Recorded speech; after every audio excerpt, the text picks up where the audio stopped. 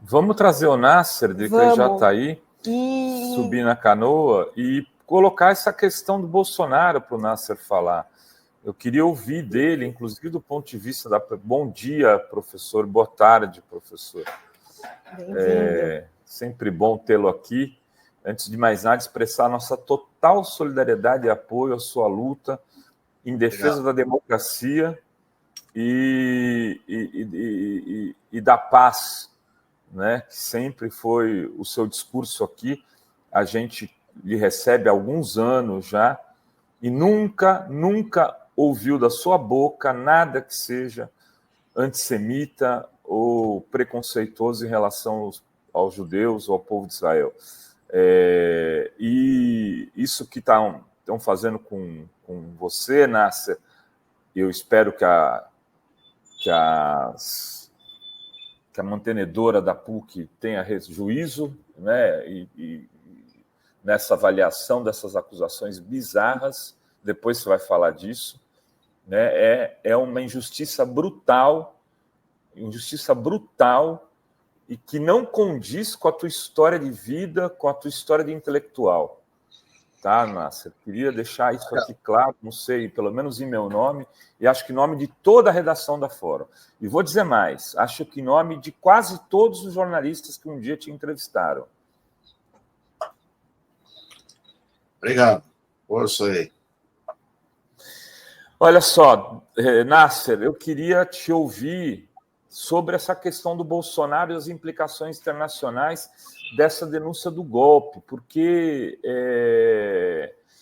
veja,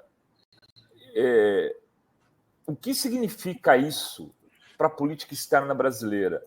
Né? Tem algum significado? As pessoas vão olhar para isso e falar, meu Deus, não dá para fazer negociação com esse país. Olha lá, aquela republiqueta, quase sofreram um golpe, ou não.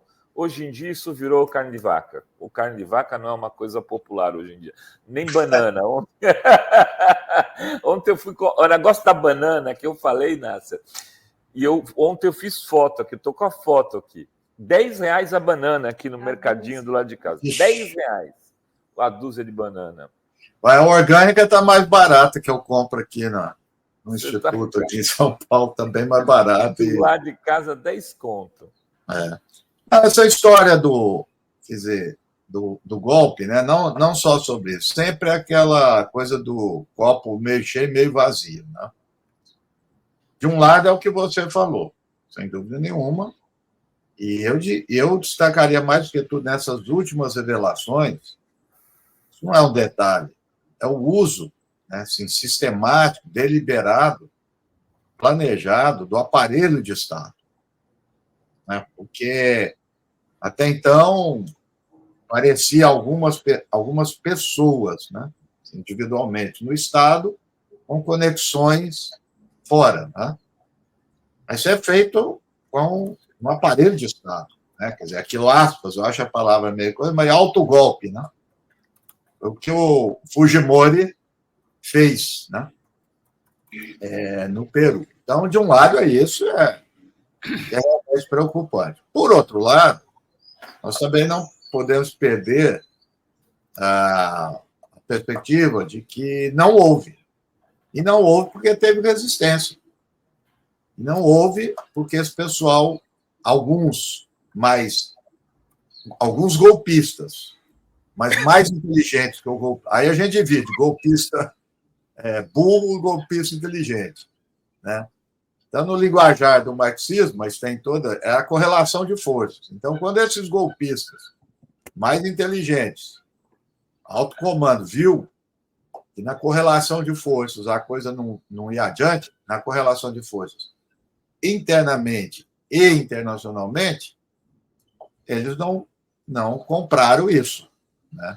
E as outras instituições também tomaram atitude depois, né, quando veio do 8 de janeiro. Mas antes disso, eles não foram, porque eu acho que tinha sinais na sociedade. Eu não li tudo, uma parte aí do que foi revelado, mas entendo que houve sinais de resistência, ou seja, houve hesitação da parte deles, claramente, o próprio Bolsonaro. E a hesitação, repito, não é por um ato de vontade, né? Não é por ato de intenção, hesitação em função de saber se vai dar certo ou não, né? Então, acho que também tem que louvar isso.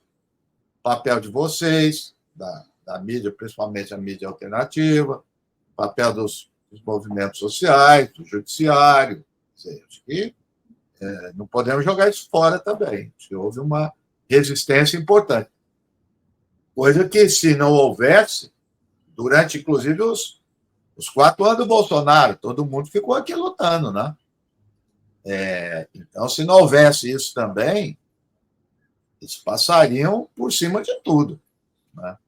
Então, acho que é isso. E o papel, por exemplo, que aquele momento que ele reuniu, agora está cada vez mais claro, né? Os embaixadores, né? Aquele momento foi importante, porque a coisa não pegou, né? Ele achou que ia ser bem recebido, né? A coisa pegou muito mal. Então, recuou. Acho que é isso. E esse tipo de... Eu peguei só o finalzinho do Felipe, eu não vi. Infelizmente, eu não vi ele falando do Senado e tal. Mas esse de... Pode ser que sim, esse que ele está falando tem razão. Agora, esse de aquartelada, a fadada é o fracasso. Ninguém gosta mais disso aí. Tem que ter um outro estilo. Felipe. Nácia, eu via, eu não sei se foi o Serrano ou se foi o Lênio, Renato, que usou a frase, de certa forma, o golpe deu certo. Foi o Lênio? Foi o Lênio. Foi o Lênio, Foi o Lênio, né? E aí, qual é o raciocínio do Lênio com o qual eu concordo? Sim, o golpe não deu certo porque, por uma série de razões, porque, como diz o Renato, tinha um esquema Sargento Pincel, ou porque alguns militares não aderiram, ou porque teve o Biden, não era o Trump, vários fatores, né? Ao mesmo tempo, o golpe deu certo porque uma parte da população acredita na narrativa de que Bolsonaro é perseguido. Uma parte da população teve a sua cognição sequestrada durante os 4 anos de Bolsonaro, por ressignificações, neologismos. Eu sempre repito isso aqui, né? Você ouve a palavra esquerdopata, mas você nunca viu a palavra direitopata. Você consegue ver que os direitos humanos viraram direito de bandido. Ou seja, eles conseguiram, de certa forma, um golpe na cognição pública, que faz com que essa parte da população acredite que o Bolsonaro está sendo perseguido. E a gente viu hoje, ainda há pouco, Nasser, a gente estava vendo uma entrevista do Bolsonaro à revista Oeste, em que ele clama, ele se humilha perante o Lula e o Xandão para pedir anistia. E aí o Renato chamou muito bem a atenção, dizendo, ou foi o Azenha, eu acho, dizendo, tá vendo? Ele, na verdade, essa humilhação é uma ameaça. Porque ele está dizendo, se não der anistia, se vocês não forem humanos para dar anistia, altruístas e tal, eu vou botar as pessoas na rua, vai ter outros homens-bomba, vai ter mais carro, vai ter mais resistência, etc. Então, acho que o Lênio tem uma certa razão. De certa forma, o golpe deu certo. É assim em outros países também, não é, Nasser? Foi assim, não. A Hungria acabou assim. Está lá hoje com o governo do Viktor Orbán, com os 21 ministros no Supremo. E eu dizia antes, olha, o perigo é o Senado, porque aí o Senado pode caçar ministro do Supremo. Você não vê assim também? E não vê exemplos internacionais que corroboram essa tese do professor Lênio Streck? Não, eu não vejo, não. Tem uma interpretação antes disso, dessa coisa da direita, né, do crescimento da direita. Quais as razões disso? Né? Óbvio, salta aos olhos que tem uma parte aí que é a minha divergência do que você disse. Vamos dizer assim, no campo ideológico, no campo, né, dos discursos, no campo da construção, né, das imagens. Sim, é verdade. Mas isso não é explicativo de ter um enraizamento social, que é a mesma coisa dos Estados Unidos. Né? O Trump não é questão do Trump, não é questão do Bolsonaro. Eles expressam algo. Então, quando você tem a regularidade dessas ações, de repetições, é algum fato social. Tem mudanças na sociedade. Tem mudanças na sociedade que, de alguma forma, eles canalizaram. A questão é entrar nesse campo e não canalizar para isso. Uma parte disso que eu estou falando, o Gessé acabou de escrever aí. Né? Então, tem que canalizar para outro lugar. A luta é essa. Agora, não podemos achar que a base social, né, o Bovai, tá brincando aí, acabou de falar do preço da banana. Quer dizer, eu li vários artigos, várias pesquisas nos Estados Unidos antes do Trump ganhar, que as coisas iam mal. O preço do alimento subindo, né?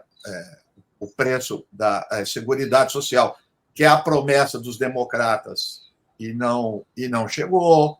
Quer dizer, o Trump cresceu nisso. O Azen alertou para isso também. Bom, o Azen alertou muito a gente sobre isso. Então, é isso. Quer dizer, não é... Bom, desculpa o jargão, quer dizer, a gente olha a superfície. Né? Quer dizer, acho que a superfície revela coisas, mas também esconde. Então, o Trump... Agora, a diferença daqui. O Trump tem um discurso, estou dizendo que seja, de interesse nacional. E que pega a classe trabalhadora. Aqui não, né? Aqui não tem interesse nacional, o interesse é os Estados Unidos. Né? Então, tem, inclusive, uma base, vamos dizer assim, mais frágil. Mas, veja, esses crescimentos aí que nós estamos vendo denota questões, eu não quero entrar nisso aqui agora, mas importantes. A economia não vai bem.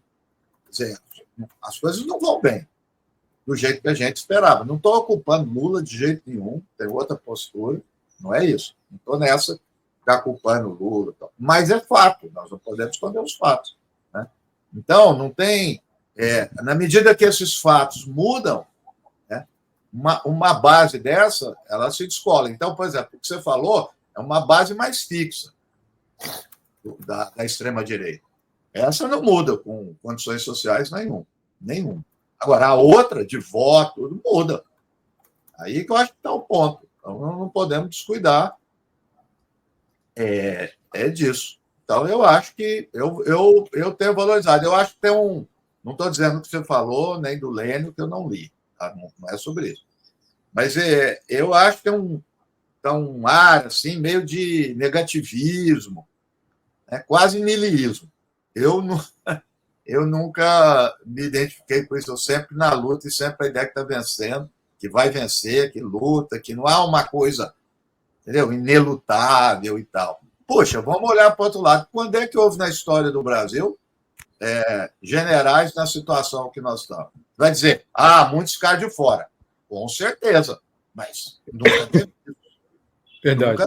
Então, isso aí nós não podemos descartar. E veja, sem aquartelado do outro lado, porque, olha só, e também não estou criticando aqui, se você pegar todo o movimento de 64, depois, havia dissenso dentro das Forças Armadas, inclusive grupos comunistas dentro da Força Armada. Então, você tinha...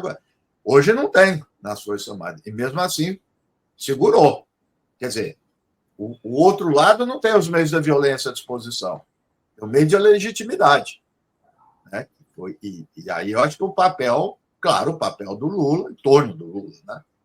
Da liderança do Lula. E eu não sei, posso estar enganado, mas eu olharia com mais, por incrível que pareça, com mais otimismo. Né? Porque com tudo isso aconteceu. E eu li umas partes lá também, Felipe, bem bizarro, né? Bem estilo Exército Brancaleone, né? O cara que foi lá para atrás do Alexandre de Moraes foi pegar táxi, não achou. É uns negócios bizarros, né? Quer dizer, escrever golpe, digitar, deixar papel lá. Então, assim, um amadorismo também tremendo desse pessoal. Eu brinquei com isso, Reginaldo. Eu disse que o golpe foi auditado e impresso, como eles gostavam de fazer. Mas, enfim, com esse otimismo do... Céu do Trapalhões, né? Não sei se você via Trapalhões de domingo. Tinha o Via? Pincel. Deixa eu liberar, aliás, professor Felipe precisa sair. Eu me despeço, eu vou me despedir de vocês. Tchau, com Felipe. Semana, com esse otimismo do Nasser, eu me despeço bem aqui. Obrigado. Vai sextou, né? Mas posso estar enganado. Rio de Janeiro, sexta-feira é dia de feijoada, você sabe disso, né, Nácer? O que o Felipe vai fazer agora? Comer uma feijoada e dormir. Porra, velho. Boa, meu. Deixa eu antes. Ele está dizendo assim, ó, vou fazer. Vai trabalhar, vai dar aula, né, Felipe? Deixa eu só ler os superchats, aí a gente já volta aqui para a nossa discussão, mas o Chiru Sander Scherer diz: pessoal, áudio do Mauro Lopes sempre vem sujo, eu que tenho um pouco de perda auditiva tenho dificuldade de entender ele, todos os outros participantes de todas as lives eu ouço muito bem, precisam ajudar ou trocar o microfone dele, por favor, obrigado, vamos ver isso, Chiru. Obrigado, Chiru, pelo toque. Muito obrigada pela superchat. Você me ouve bem, porque eu falo baixo, Chiru. Você sabe? Vai, grita aqui. Deixa eu também ler aqui, vou agradecer a Marina Camargo, que disse que tá, defendeu, vou fazer, hein? Programa de culinária vegetariana da Adri na Fórum, eu apoio.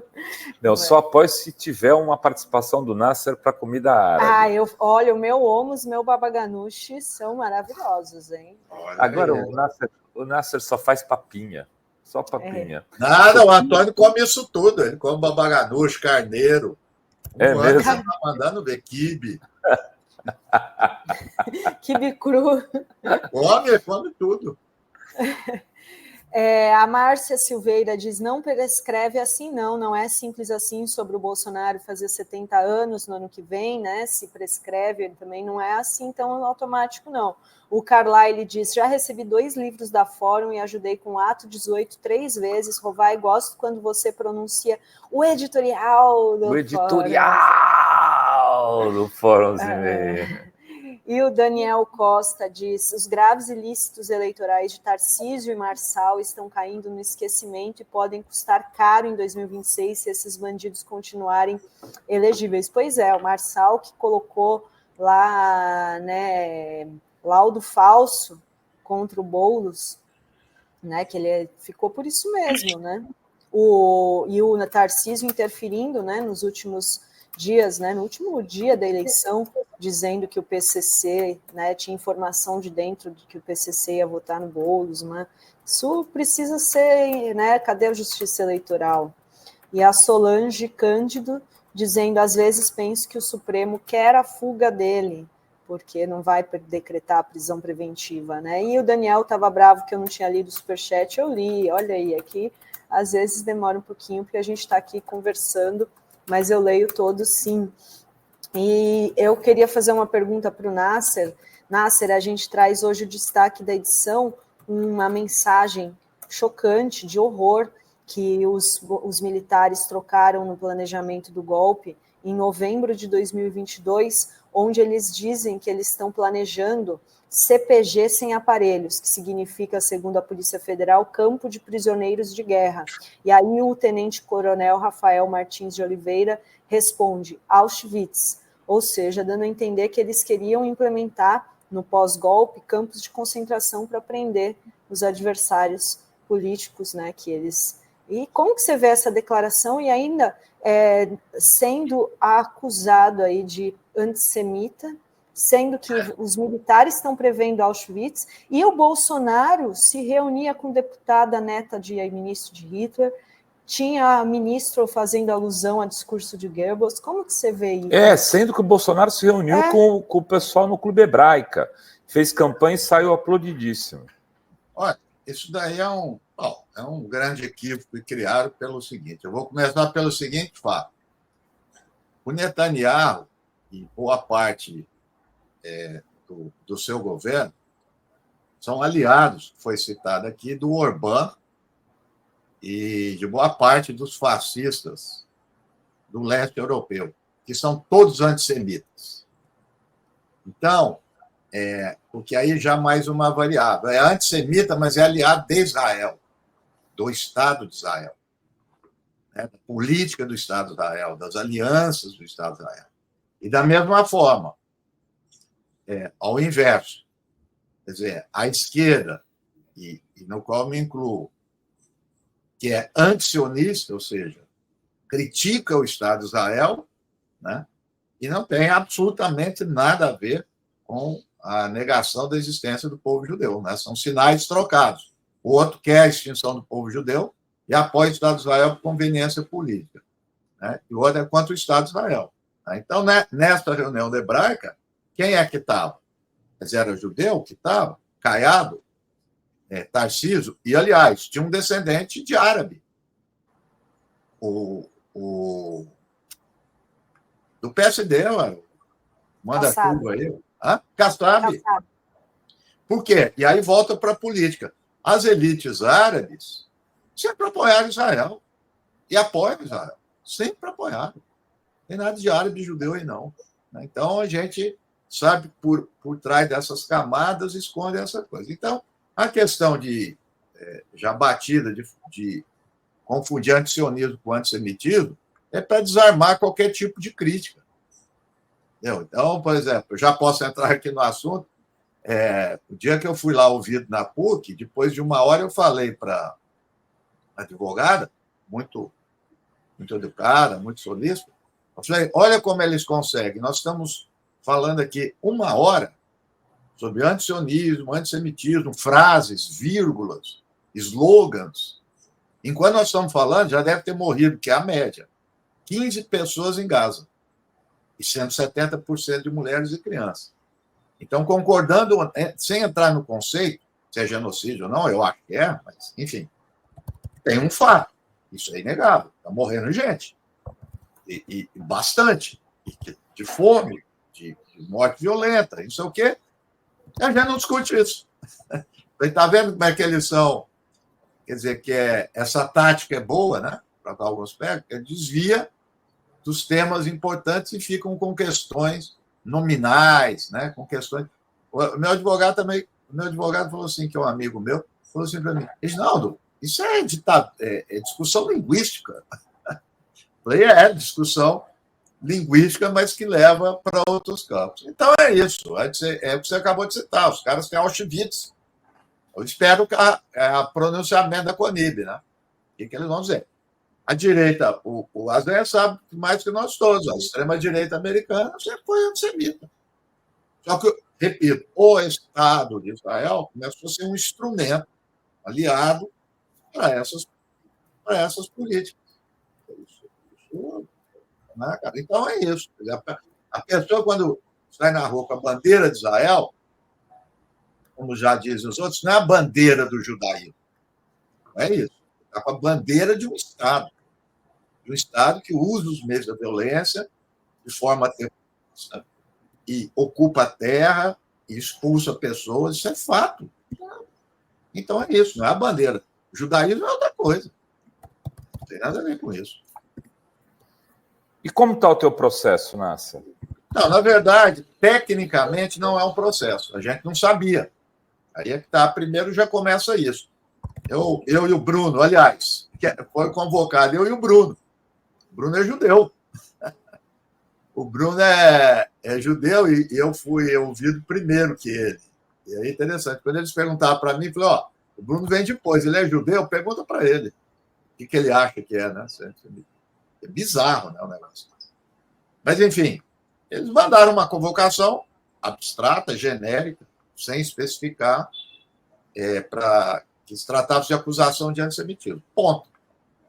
Foi na terça-noite. Eu vinha perguntando e eles não responderam. Nada. Então, segundo as instruções que a gente tinha, era para se precaver. O Paulo Sérgio Pinheiro ligou para mim, Reginaldo, cuidado. Não sou advogado, mas eu sei como é que funciona isso no mundo e tal. Então, quando eu entrei lá, eu coloquei o áudio do advogado para ela falar que não era um processo, que não era um depoimento. Que o meu advogado falou, se é depoimento, tem que ter conhecimento da peça acusatória de antemão. Aí eu ir lá. Eu não posso ir para um lugar sem conhecer. Ele citou até o artigo 5º da Constituição. Né? E eu citei o Kafka do processo para dizer que a situação é surreal. Né? Mas aí não era. Para saber de um grupo de pesquisa, que eu sou coordenador, e o Bruno é o vice, Bruno Huber. Esse grupo chama GES, Grupo de Estudos Conflito Internacional. Tem 12 anos. Está registrado no CNPq, Ministério de Ciência e Tecnologia. que, aliás, complementei, que a gente tinha medo durante o Bolsonaro, nem durante o governo Bolsonaro vieram perturbar a gente. Acho que nem sabia da existência. Mas está registrado formalmente, tudo que a gente faz é público, a gente tem prestação de contas para o CNPq, tem alunos de mestrado, doutorado, escrevemos livro, artigo, publicamos, tudo isso. E aí ela perguntou sobre slogan, né? O que o senhor acha do slogan, da frase? Palestina do Rio ao Mar. E frase, slogan, cabe tudo. Mas, para mim, quando se diz Palestina do Rio ao Mar, é um Estado de dois povos. Não tem nada de antissemitismo. É a não existência do Estado de Israel. E o Hamas, vocês apoiam o Hamas? Quer dizer, nós somos numa universidade, né?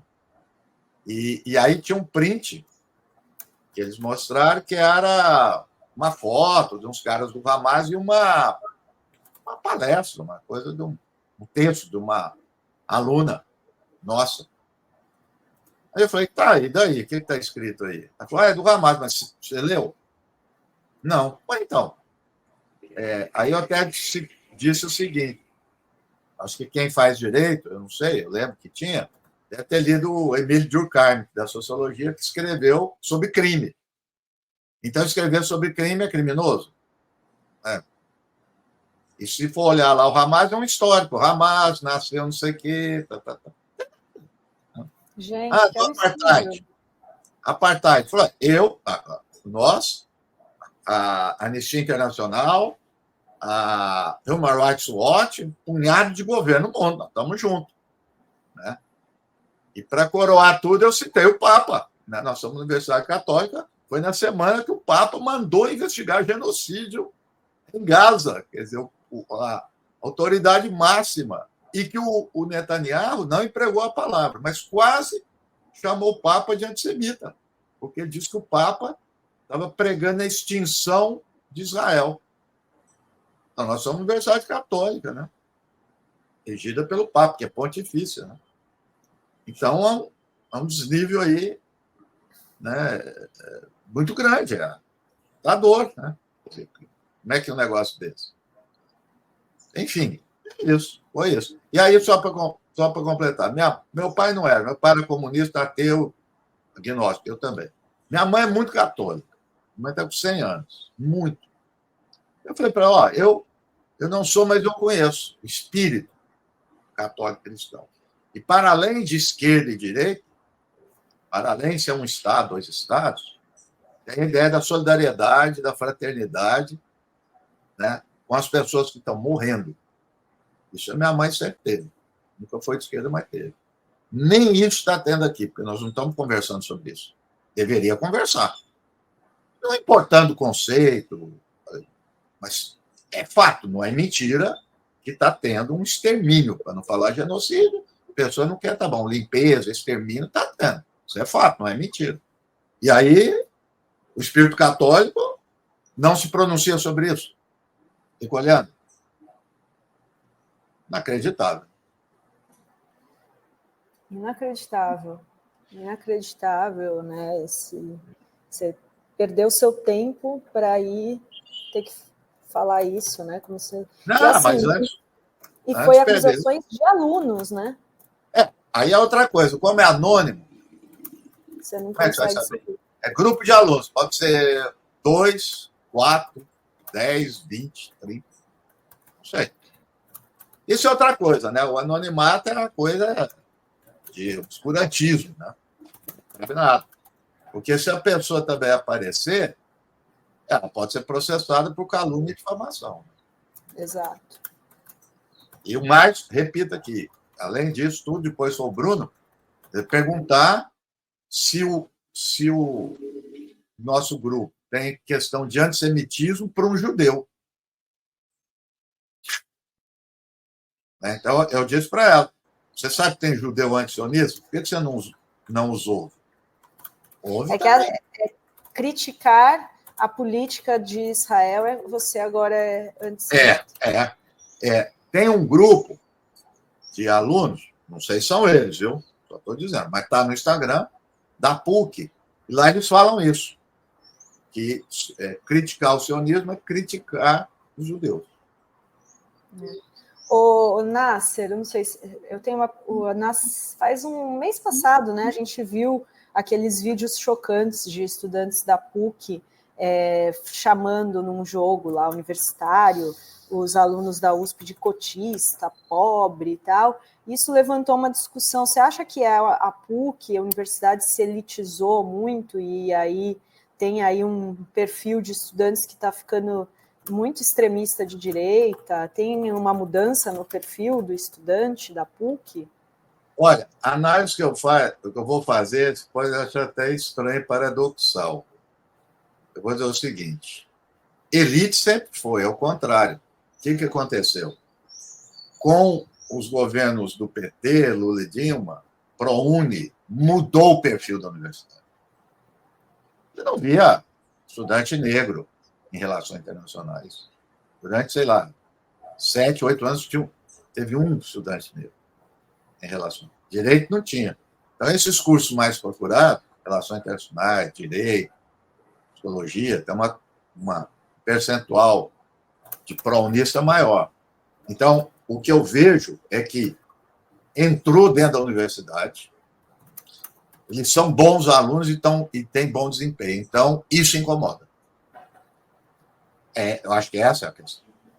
Então, a rejeição é pelo incômodo de ter alguém do seu lado. Clássico que a gente viu logo no início do governo Lula, aquilo que aconteceu em vários momentos da sociedade, está dentro da universidade. A universidade mudou o perfil. Né? Então, assim, não estou dizendo que não tem elite. O que eu estou dizendo é que elite sempre teve. Isso, né? Sempre teve. Eu me lembro, aliás, o direito melhorou. Eu lembro na década de 80, eu era aluno da PUC, o Jânio Quadros, quando ganhou a eleição, sei lá, a grande maioria, quase a totalidade dos alunos do direito estavam comemorando. Ele ganhou a eleição para prefeito. São Paulo era um significado importante. Então, de lá para cá, teve um perfil de esquerda do direito, bastante. Agora, o que está dizendo é que está reavivando, né? Isso veio à tona, e o que eu fico mais, assim, é assim, o cara é de direito, ele sabe das leis, ele sabe que está num lugar público, ele sabe que está filmado e ele fala. Então, ou seja, é arrogância unida a isso, porque o cara pode disfarçar, esconder, tal, que sempre foi. Agora ele vem à tona. Então, se ele vem, é porque ele está sentindo um ambiente favorável. Eu estou deduzindo. Se ele vem à tona, é porque está sentindo um ambiente favorável. Não ele ficava caladinho. Né? Então, acho que está havendo isso. Antes de acontecer isso, alguns alunos me alertaram. Vários alunos. Falaram para mim, Reginaldo, o ambiente aqui está ruim na sala de aula. Tudo. Então, assim, esse episódio chamou a atenção, mas no dia a dia isso está correndo. Segundo os alunos, está correndo. Eu nunca vi. Claro, em outro. Quem vê são eles é que sentem na pele, não é a gente. Não sei se alguém tem alguma pergunta, ou a Zenha, ou o Rovai, senão a gente já vai. Só deixar registrado, eu estava aqui só ouvindo o professor. Que bizarro. Isso merecia um filme, né, professor Reginaldo Nasser? Quem sabe um dia o senhor escreve sobre esse seu depoimento. Com o passar dos tempos, o senhor pode refletir melhor. Isso é uma bizarra, isso é uma novela. É muito bizarro o tipo de pergunta. É uma inquisição inacreditável. É inacreditável.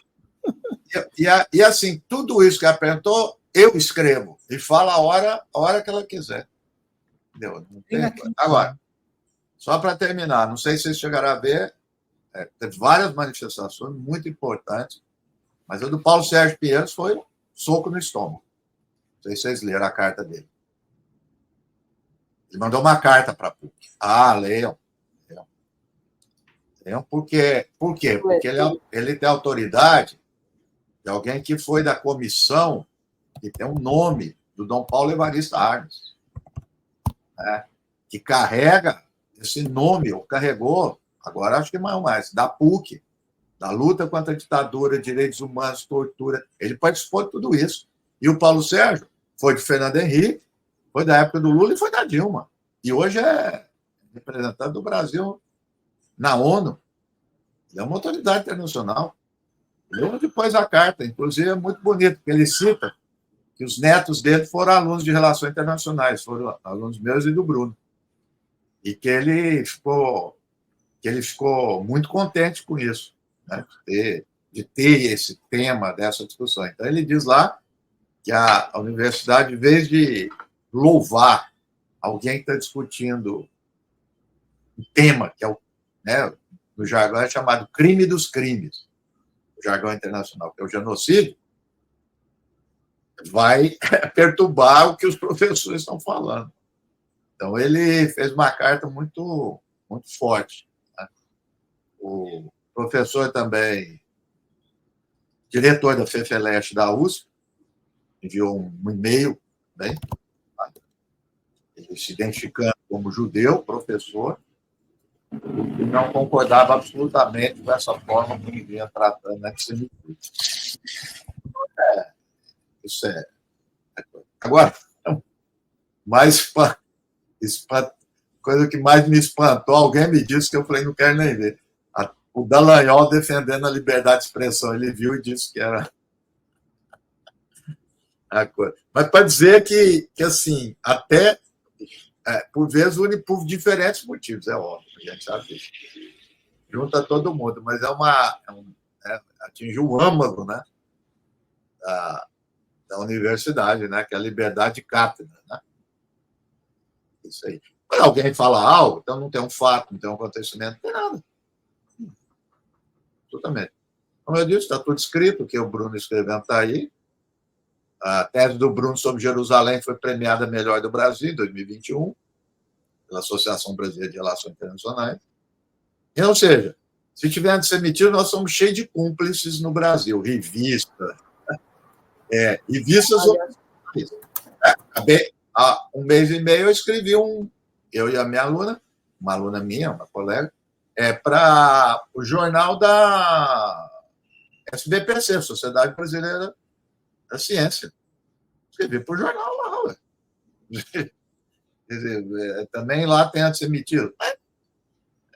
Do jeito que as coisas vão, como estou dizendo, acusar o Papa, então. Pois é, a Maria Helena Costa aqui, hipocrisia sionista. Bolsonaro recebe, faz fotos com os nazistas. Lembra que a Adriana Dias encontrou, né, em grupos de pesquisa dela, tem apoio de células, integrantes do seu governo fizeram apologia ao nazismo, e a Conib abraça o bolsonarismo. É muita hipocrisia. Nasser, toda a nossa solidariedade. Muito obrigada pela entrevista aqui hoje, pelo depoimento. Até a próxima. Bom fim de semana. Obrigado para vocês também. Abraço. Abraço.